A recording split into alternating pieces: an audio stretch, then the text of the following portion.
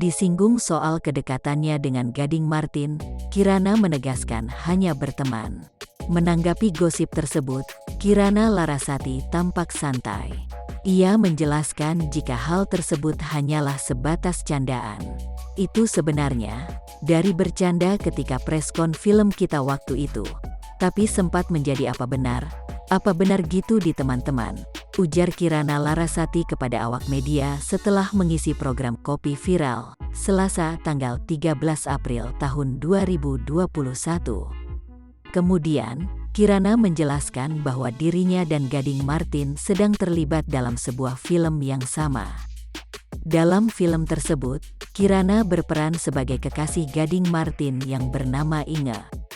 Kirana menilai bahwa dirinya bukan tipe perempuan idaman Gading Martin, begitu pun sebaliknya. Sejauh ini, Kirana Larasati menjelaskan jika hubungannya dengan Gading Martin sejauh ini hanya sebatas teman biasa.